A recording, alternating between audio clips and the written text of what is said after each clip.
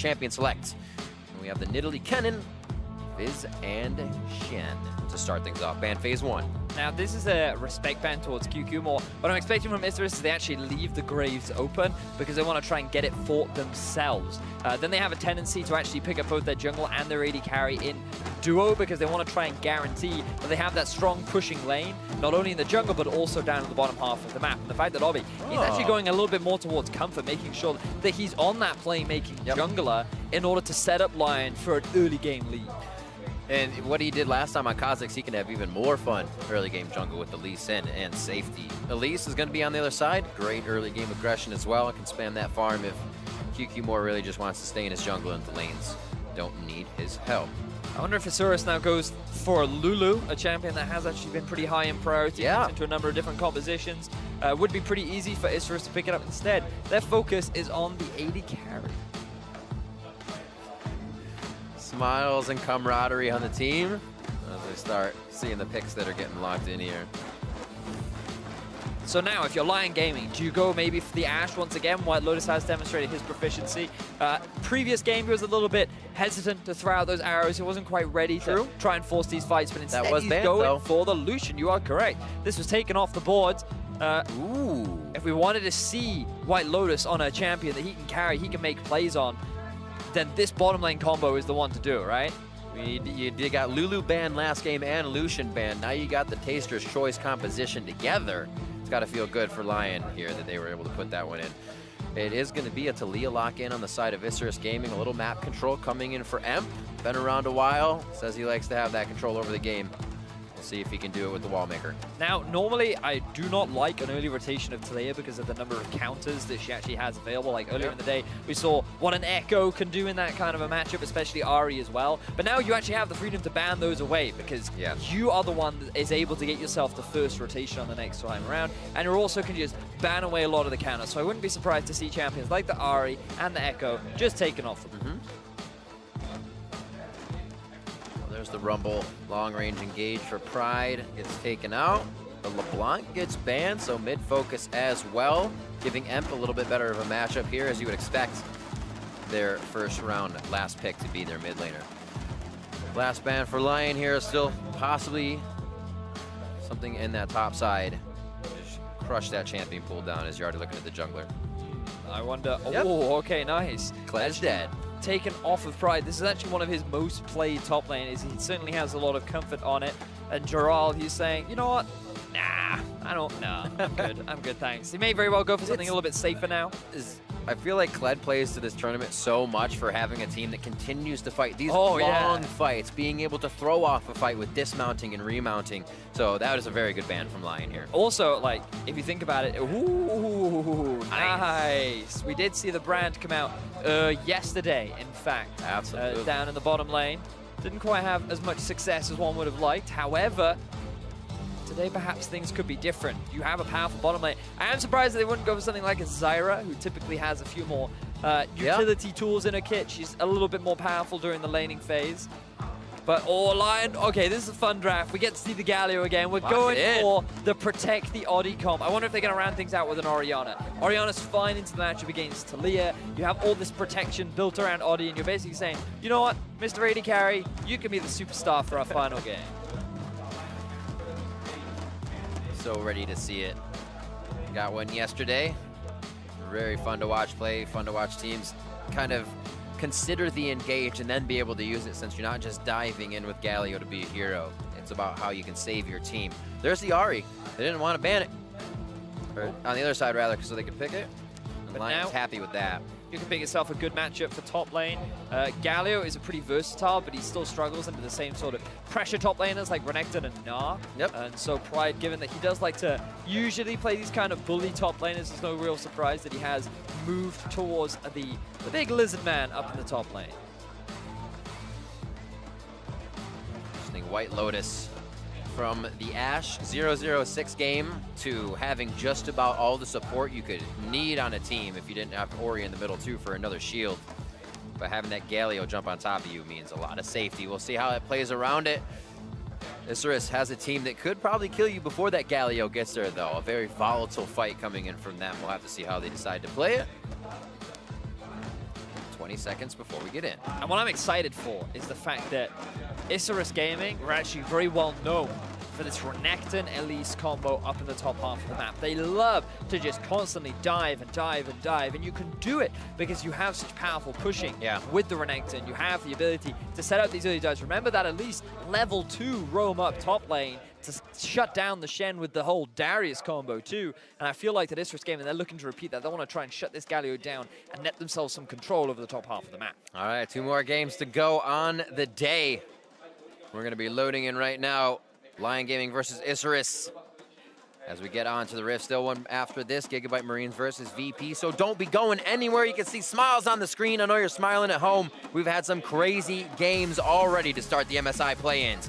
And we're about to give you one more. I guess 2 more. Yeah, well, 1 more right now. The action is about to begin. We got a Lucian, we got the Playmaker. I'm just thinking back to Sven at Worlds with Origin. Do you remember where he was the front line? He was the one running into the fights, having the Lulu backing him up. That's the sort of expectation that I have for White Lotus. He had flash too much in that last game, and I want to see him going back to his earlier plays in the day. Also ready to see Adi come out with some of those plays. He was in the face of the Lee Sin all game of his opposing jungler, but just could not find the results. Lyon now a little bit warmed up from that game. They'll go back-to-back now versus Isurus for their 3rd game of the day. Both teams need a win. Both teams very much want to win. They want to end their day on a high note. Yeah. And so now what we will see is, again, we talked a little bit about Isurus Gaming. Their very much game plan is, let us kill Jaral. Jaral, I feel that his impact so far throughout the tournament has not been the greatest. So if you put him behind, that's going to be even harder for him to have the same sort of impact in this game. Whereas Lyon Gaming, I imagine the investment is going to be around the bottom half of the map. You're going up against the Brand, the dude that's going to be looking to get in your face, trying to give you a couple of burn marks. You also have a lot of pushing power in the form of the Varus as well. So this is a violent bottom lane for Isurus Gaming. They have push all across the map. So I feel like that what we're going to be seeing a little bit more from Lyon Gaming is just like deep vision in the bottom half. They want to make sure that White Lotus and Genthix can play as aggressively as they want. They can look to try and trade like they did in the previous game. The Doran start versus the Longsword start down towards that bottom lane. We did see both of the guys last time going for their Blade of the Rune King. So we'll see how they go for their tried and true builds here. And we'll make sure how Imp is working that ground and mid. If you start to hover top or bottom, you can almost kind of read where the jungler is going. It's always good if Atilia can kind of mix that up and confuse the opposing mid laner. Now this is a really interesting pathing from Oddly, because he did not get spotted out by the ward. Kyukimore has no idea that he's here, and he's going to get his blue taken away from him. So now, he actually has Raptors to go back to if he wants, hover to Wolves, or he can just hang out. To get himself over the wall. He might even start his Krugs and say, watch for that blue. It's already warded, so he's got time to play. But Kyukimore is expecting... instead, he's not going to bother. Oddly going for a level 2 gank. Yeah, I think that was as soon as you said that, I think the call from Kyukimore was, hey, the jungler could be down towards the bot side still. The play push from Seiya gets Emp to go down towards that bot side. They get a good flash out of him, and now Kyukimore trying to make a move, trying to look for a bot side gank. I feel like it's going to be dangerous, though, except I did not notice how much damage Mr. White Lotus has taken. He does still have a lot of his summoner spells, well, all of, in fact, his summoner spells available to him. That's what you get out of this Brand and out of the Varus damage and piercing arrows coming through. Even though that damage isn't as much there, they are making it stick. No healing in this bot lane. Again, the Pillar of Flame under turret. Always trying to hit the Seers as well. And that is super obnoxious to play against. It's incredibly obnoxious because especially once he gets E, it's even more AoE. Yeah, it really is. So every time you walk up towards farm, the Brand is going to be in your face. It's really difficult to trade back against him. Lulu's going to be forced to put a couple of extra points into her shield, where normally you do max it. However, it's going to be even more important when trading up against the Brand. And the annoying thing is even if he does pillar like the back caster wave, you're still getting not enough damage to push it too hard, but enough to harass on the enemies. Exactly. It's, like you said, super annoying. Whoa, okay. I was not expecting that skin, and then Renek was like, has he got a tan? He is looking way greener than usual.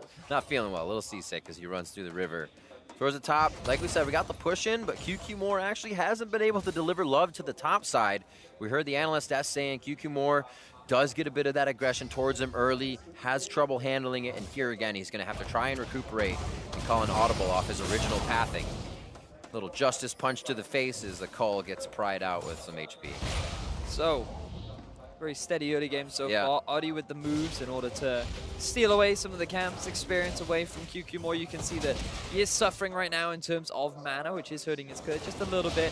Means that he's not quite as ready to go for these early dives, but around the level 5, level 6 mark, that's where I'm thinking maybe QQ can look for a play up in the top half of the map. They really want to shut down this Droll Galio as soon as they can and start snowballing Pride on the Renekton. And something we're very used to seeing is once the jungler sees that, they're over on the other side, taking blue. The mid is adjusting to make sure that happens. Top is adjusting because Pride was pushed in, right?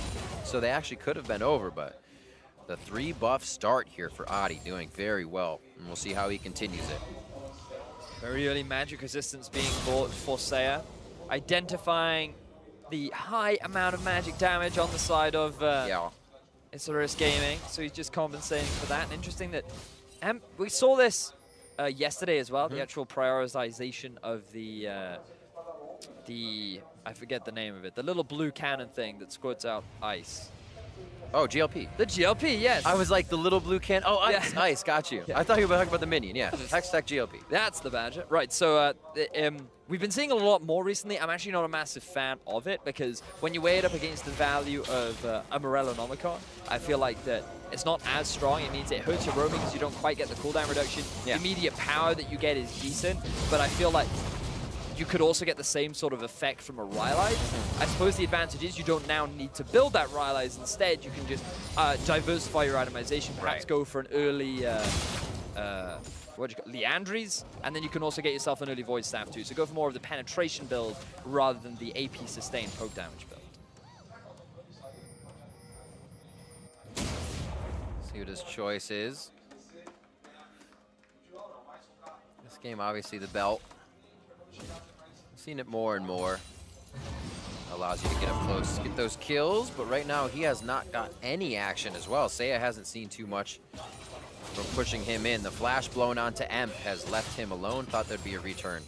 But right now, I think Adi's just having fun with the amount of control he has over the jungle as he continues to get himself built up. No forward wards are going to let them know where QQ is in the next few minutes. That gives him the option to possibly make a play. His bot lane has been putting damage onto Lions, so maybe that's the entry. Just looking at the vision right now in the bottom half of the map for Lion Gaming. They have the control ward in the entrance to the mid lane, along with in the tri-brush. Whereas not quite as much vision invested into the top half of the map. Very much expecting Gerald to be the one suffering from the pressure, and so you can see that ward just at the entrance to his tower. So they're very much aware of what they're expecting from the early game from the side of Isurus, and we actually haven't seen very much from QQ more. After his blue buff got stolen, he made his way down the bottom side. He wanted to try and steal away some of the camps, but besides that, like, he really has been on the back foot. He has now actually still at a level deficit as Genetics takes a fair amount of damage. Woo! That passive, there's extra damage always coming in, still burning from the corruption as well. But like you said, QQ more trying to get himself built up. Did go get that trackers early so he could fly through the jungle. Get a little bit more damage and sustain from his camps. And now he's down to the blue. Maybe able to deliver this over. He might take it for himself here since 6 is not the biggest deal. But we are seeing White Lotus and Genetics get a little bit more push down in the bottom lane. Yeah. Feeling more confident after getting that first buy, and now with some lifesteal under his belt, which is what I'm expecting White Lotus to get for himself. He'll be able to deal a little bit better with the poke coming out from Isurus Gaming. And I feel like this is a bit of a window where Isurus Gaming may very well struggle, because you would expect with this bottom lane to be netting themselves a pretty big advantage. And while they do have a pretty big CS discrepancy, you want to try and keep this pressure on. You want to be making sure that you can get damage down onto this bot tower so that you can call QQ more down later and be like, yo, I want to take the tower now. With your presence, we can either set up a dive, or we can get ourselves the first objective of the game. It's almost really, really hard to get the kill if they didn't on the scenario we saw before. When we got to the bot lane, we said, oh, whoa, White Lotus is low. Because sometimes you can just play under the turret. Oh! Sometimes you can play under your turret, but then you get kicked out. QQ more just on the edge of this one. Seiya's going to have to take damage on the work ground just to get himself moved. Repel is up, but he does not have very far to go. Weaver's wall is thrown out, but he might have got himself hurt. Gets the flashes from the other team. Thinks he was safe to stay and engage. M goes down, and that's first blood going to Genthix. We wondered when the return was going to come from Oddie. He did come out when the flash was already available for him, but it doesn't matter. The job was done. He flashed behind, gets a very nice kick to set up the Lyon duo for an early lead, and this is exactly what we wanted to see from the side of Lyon Gaming. Get Saya on an assassin, move him on to a side lane, get him rolling so that he can move into a position later on where he can be that big damage-dealing threat. And while earlier on in the game before we saw him on the Oriana, like, sure, he had a great game, but he wasn't super impactful. And now that he's started rolling... And what was he playing against? He was playing against that Ahri, playing against Optimus, and now he can start to make the plays, be in the side lane later. Here it is once more. And we can see the value of getting just some of this deep vision down early on, where Oddie was gradually moving these wards slightly further into the enemy jungle. He gets this control ward just above M. And because they had that control, they knew that Isurus Gaming had no idea he would come from that angle. It became a very easy setup to get themselves a kill. They had a bit of help from Genthix too to stop that escape, because it would have been a sick escape if M got out with his ulti as well.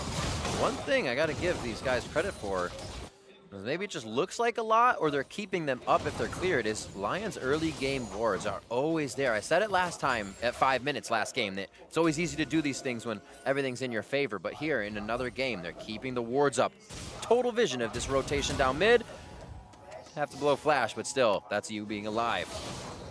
The thing about the trade, right, that's a flash on an AD carry for a flash on support, right? Very true. I think I would be fine with said trade. It's like trading their Charizard for my Squirtle, you know? Like, hey, I'm fine with that, you know? It's a pretty good trade, especially a shiny one. I always go like a pawn and a bishop, but that works too. It works. Everybody knows what you're talking about.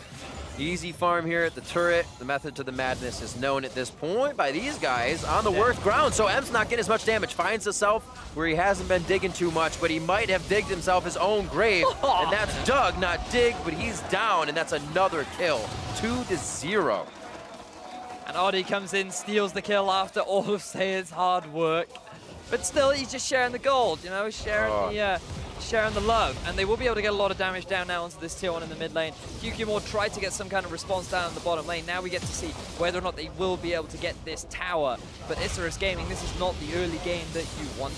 No, it's the fundamentals that Lyon is playing off of. So many times a team will be happy with blowing a flash because it allows their mid laner comfort to play against that guy, right? But now they're tacking on those advantages. Come back for the kill twice in the mid lane with this flash down, and they have a turret prepped in mid lane for first turret blood as well. We'll see this one more time. Saya's setting it up too. Great charm from Saya. Like, he's confident he's able to get the solo kill simply because he does not have his summoner spells available. He was ready to get the kill. Like, Oddie. I would be very frustrated if I was Saya right now, but he knows, like, it's for the team. It's fine. My jungler, he needs the extra bit of gold. If he buys a control ward and puts it mid, you know what, I can forgive him. Yeah.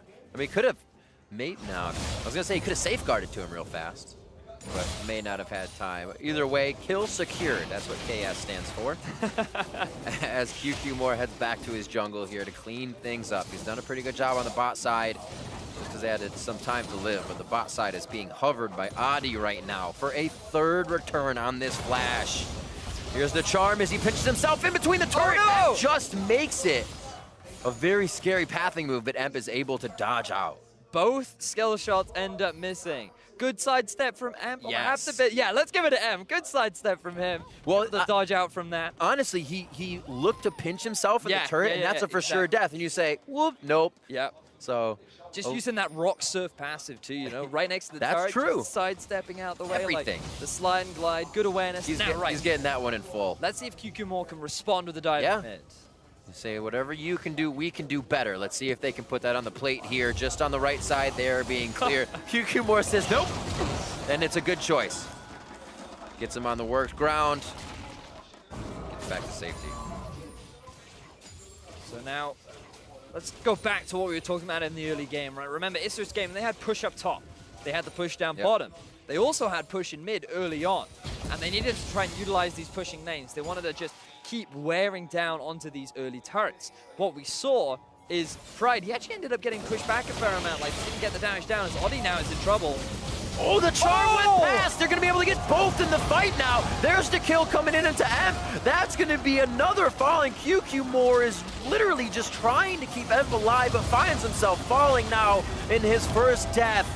And the heroic flight comes from Giral, but it's in the after party. They're just going to get dragged now. That was so cool. Oddie is able to get himself the kick, combined with the charm as well. Like, QQ Moore, if he didn't repel, he was going to end up dying to Saya, but he does repel, and then they just set up Emp to be the target focus. So Lyon get themselves 2 very swift kills. They're going to get themselves the Dragon 2. Mid lane goes down, and this was the Lyon gaming that we were expecting in the game before. Start off early, control the vision, and they are not letting QQ Moore breathe. Oh, no! Kindness backing in not a good spot. Ignite goes down. Is it enough to finish? The forward flash from White Lotus.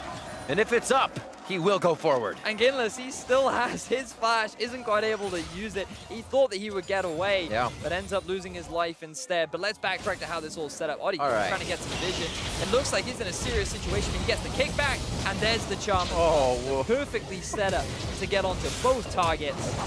Means that it is an easy double kill. And Newbie, all right, I like the idea. He wanted to try and get the bounce on the ultimate. And uses the blast cone to get out as well, but then with his flash down, Oddie's easily able to get the chase, and they get themselves 3 swift kills. There was like a 0.5 seconds there as well when Emp laid down his ground, and Oddie flashed just before. Had he done that, he probably would have exploded.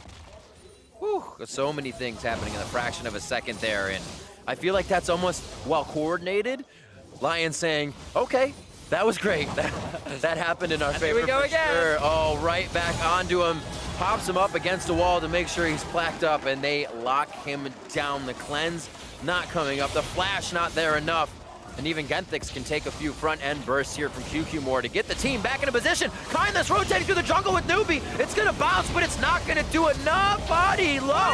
They're going to get an extra attack there coming in from Newbie, but the team is out. Pride comes in for a kill, sliced and diced. Now White Lotus and Saya here. Which way will they go? Oh no! This pursuit right into Dominus Nicole, but there's no lockup from the Ruthless Predator. There's the W. Here comes Saya. Gets the charm over the shoulder of Pride, and Pride has to run to save just that.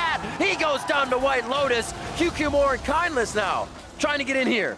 Will the fight go down? A few more shots. The charm in, and there's the Foxfire. They're gonna do Burn up, and in the frying pan, the flash out from Saya draws in QQ Moore. Hook, line, and sinker as they bait in another one. Triple kill for White Lotus. The 2v3 from the Lyon duo is able to get the turnaround. They get themselves the kills that they need, and everything is going so in favor of Lyon Gaming. At first I thought Oddie, man, he played with fire. He ended up getting burned. You can see that he got a little bit too cocky trying to get this kill. He doesn't respect the amount of damage that can come from the support brand. He ends up losing this life, and you think at this point, all right, Lyon, you've overextended, you've made mistakes. And you think that the collapse is just going to come out, but then the way in which they kite, the way in which they buy time, is just so good for both Saya and White Lotus.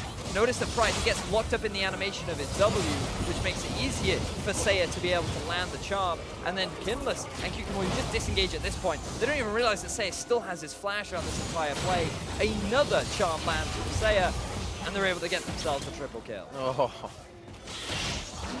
So many on-the-edge plays that start to mess with your mentality, especially if you remember on ISG right now, as those are the ones you want to keep going for, but then come up in the favor of Lyon Gaming to make things like a 5-0-0 White Lotus right now. 1-0-7 Saya. He's literally flipped it. 0-0-5 Ash to 5-0-0 Luke. Yeah, exactly. All right, guys, look, I was utility last game. I've done my job, right? It's my turn now. It's my turn. I mean, they really have drafted a huge composition, and we haven't really seen Giral be a part of these fights as much. He came into that one a little bit late, was able to rough some people up for the kiting, but overall, this team just battled with 4 and were able to come out on top of 5. Yep. I love the way in which Lyon have been playing. They brought this mid lane style of just trying to shut down Emp, and it has worked beautifully. The Morello-Nomicon being completed for Saya, working lightly towards the Abyssal Scepter second. This is the build I love to see on Ares. It really is an effective snowball kind of build, being able to get that early AP early on. And now she can just sit in a solo lane and really be a big damage threat that no one on this game can really handle at this point. The GLP finished up. The 0-4 and 0 Emp, though, having trouble getting those items in, and now kind of relegated to using that to clear the waves as they come up. Pride making sure there's no dive behind the turret. It gets that much scarier. The last fight ISG was just put in was basically because they didn't have a jungle to rotate through. It's all been warded up. Lyon Gaming has such a security force in here. And the thing that surprised me about Isurus Gaming is the fact that I was expecting more from QQ in the top half of the map. I was expecting him more, maybe even in the bottom half of the map, because they had so much pressure with these hard pushing lanes in the first 10 minutes of the game. Yeah. But after QQ lost his blue buff right at the start, we saw nothing from him. This guy just got put behind from a very small deficit, and he just didn't know how to come back. Absolutely, and we see Audi now 2 games in a row. Kha'Zix last time didn't really come to fruition for him, but the Lee Sin this time, now that he can be a little bit more of a nuisance in the jungle and get himself out from the dangerous spots, has been able to throw the team for a loop. And like you said, it's shut down what we expected to see from that Renekton and Lee's top, shutting down the Galio, getting some dives in. It's been non-existent. Baron up now at 20 minutes, but it's 10-2 and just about a 7,000 gold lead you're looking at. Things are rough for Isurus Gaming. When we look at avenues to come back into the game, they really have to rely on the mistakes of Lyon at this point. You have a great pick composition, you have a fair amount of CC and damage, but you have to just try and find windows with which Lyon Gaming are not properly set up in the right position, where then there are small avenues, perhaps when they're moving around the map, like when White Lotus is by himself up in the top. Maybe this is where you can get yourself a pick, but they're going to need a number of these picks, or maybe even a Baron steal, in order to really gain control back over the game. But now they're able to flex the muscles of the fundamental 1-3-1 that they love so much. Yeah. They're rotating a little bit just to make sure there is a lot of pressure, as you don't usually 1-3-1 the AD top. But the power they have is they're almost able to do it at this point. I mean, Lyon can literally do whatever they want at this point. Yeah. They have such a big goal advantage. Going for a Baron now would be a little bit risky, because then you give Isurus Gaming a window back. That's true. So I think the smart thing is to just play the map right now. Take your time, use your gold lead to take down these tier 2s.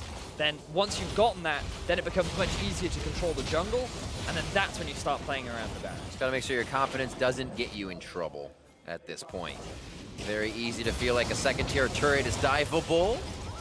Great shields. A lot of abilities just used, and you hardly see any HP downed on the side of Lyon Gaming. Spells good things for them as they go to siege a turret. Already Gerald rotating from bot to mid here, as Pride is trying to do the work, but nobody's going to respect the first tier outer bottom to save. He's just going to keep pushing mid. Here he comes. He's got the ultimate. Going to dive in a little farther in the back. Seiya gets locked up. A nice hit there from Newbie as they're able to get things controlled. Second tier turret's going to go down though. Pride with the walk all the way up, and now mid is prepped for whatever Lyon wants to do. They can come back and blow on that. Everything is being set up beautifully for Lyon Gaming. Both tier 2 towers in the bottom lane and the top lane have been dropped. The Baron is going to be the next port of call. Well, let's see how Lyon are able to get this pick. Audi. Oh, that's a very easy kill. Seems like Audi taking a cocoon from somewhere is the initiation. Yeah, that does seem to be the case, where it's very much like, oh no, I've been hit by a web, but I'm the one springing the trap. Ha ha! You're in this fight with me and my team. They are always there, and they are moving power and numbers right now. And like we said, that mid turret very, very low. Get some shoulder wards on each side, top and bottom. And 11-2 means that turret is not long for this world, with possibly more kills on the side of Lyon Gaming. Cloud Drake being comfortably ignored by both teams. They're much more focused on the larger objectives. The blue buff will be handed over to Seiya, but a convincing performance overall from Lyon Gaming. We talked about how it was great to see the shift, and the fact that we wondered how they would shift their mentality coming into game 3 of the day. And they definitely seem to be much more of a, you know what, let's go. We're ready. We're primed. We're going to be going back to our old style, back to the style that has worked for us in the past, which is netting an early lead and then snowballing it throughout the game. It did not seem to temper them whatsoever. And mostly Audi, right? We saw him last game. We saw him this game.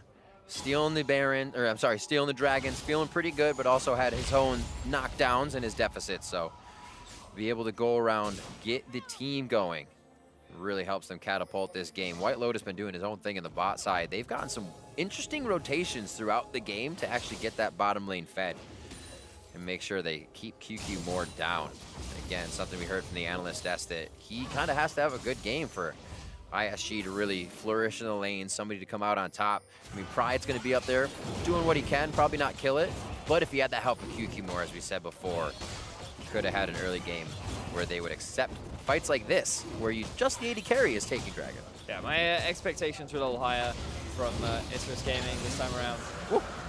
Regardless, Lyon definitely put up a strong performance, which Isurus were not able to handle. Ooh, very swift flash from White Lotus, and here we go, engage from Lyon again! Adi gets hit up. Wild Growth is there. Whoa, Pride's gonna take this one all the way in. Feels like he has the exit. Play to the Rune King, flash in. Here comes the Hero's charge, and no, it's gonna be the hit from Gerald. There's a crater in the ground with Pride's name on it. And Lyon, they're feeling even more confident than ever. They have 5 members strong, and they're going for another fight. Blasts over the wall, gets the taunt in on Kindless. Newbie around the corner with QQ more. They have to run opposite side of the base to get out of here, and they don't have much else, nor anywhere else to go. The chase from Jiro is going to keep Newbie from doing anything, as well as backing. And now they're going to be chasing QQ more to the top side. The team pushes down mid, and we're going to see how this one ends. Adi picks up the kill. Jiro still on the chase that is never ending. And we'll be back to that in about 5 minutes. Yeah. Push mid. Oh, just a bit of fun between both. They throw it up. Newbie. Throw it up. What you got? What are your skills? The zombie brand. He can see your footsteps. Smash from Gerald. Takes him down. I actually didn't know it was going to happen there. Baron is going to be uncontested unless the Weaver's Wall flies all the way through. And Emp comes up with a huge hero play, 15-2. Baron is locked down by Lyon Gaming. 50,000 gold, just about for themselves. And I just love this engage pattern from Lyon, you know? Walk up, get hit by a web, team is good to go. Like, look, every time, Adi is just ready and waiting to get hit by that web because he's just baiting. Isurus Gaming in, ready for the rest of his team to get the collapse. And again, now we're seeing the forward play of White Lotus. He knows he has the support from his top laner, Gerald, and a hero's entrance certainly was just when you get that slam dunk down onto the Renekton. And then from here, it's just cleanup. That's the first kill I've ever seen from the hero's entrance. Absolutely awesome. Great taunt to start to. Not too many Galio plays coming through the MSI plan so far, but the two have been quite nice. QQ more to run. We know what happens on that one. Mission Impossible by Newbie as he ran away. And now White Lotus back to the split push with a little bit of assistance from his team in the jungle. Well, he knows that a hero will arrive should he have. Oh, absolutely. It's like just in the nick of time to steal away the kill in the first instance. And now we get to see how easily Lyon can close this out. 26 minutes into the game. They have the Baron. They're primed and ready. They're looking to get themselves a 2-1 to end out the day. Final badge flares go out as both teams now going to go for Brogue. Oh, he says, Seiya, jump in, because I will too. Jiro comes in on the play. Everybody is behind the engage on this one for Lyon. And now they're on to Kindless. 3 go down, looking for a 4th. A little too crazy coming in from White Lotus on that time. Flash was not up for him. And now they're going to be going for the Nexus turret. Worth on the side of Lyon, I feel they say, and they'll get an inhibitor out of this. The damage was done. White Lotus was expecting that hero to save him once more, but was not available. They get themselves 3 for 2. They're going to get an inhib. They're likely going to make it a second as well. Lyon just demonstrating their dominance over Isurus Gaming. Pushed up just about all over. Overstaying their welcome would be top lane for them to rotate. So, like you said, should be maybe the inhib. There it is. Drops there. I didn't see the health bar going down too quick. And now this would be a pretty scary one that would make them wait a little too long. They're going to head out. Nicely done by Lyon Gaming. 1-0-4 for Seiya. He felt like, you know what, maybe I need a death. Let's be the engage tool. Once again, the initiation going out from the Cocoon, but this time Seiya, he lands the charm, and then the follow-up is just bloodshed everywhere. We see the classic White Lotus move of, hey, I can get this kill. And this is what we wanted from him game 2 of the day. This is what we wanted to see from his Ashe in the previous setup. In his first game of the day, he never had Flasher. Just empty the quiver, man. Just keep firing. Exactly. But this time around, now we're seeing more of the White Lotus, and now we're seeing him really go back to his traditional play. He feels more, it almost feels like there's a gate for him on that. Obviously, the team's going to play different with his 006 Ashe on it, but it's like, Lucian can unlock that ability to go forward. I will go forward. And it seems like he 110% knows. He has the support from his team as well, right? Exactly. Like how many times have we seen Genetix always there ready and waiting to give him that ult, being like, I got you, fam. I got you. I'm ready. And kind of on Ashe, it's not there unless I'm in the position, unless they put me there. So he plays it a little more tempered. The Lucian, however, 7-1-3.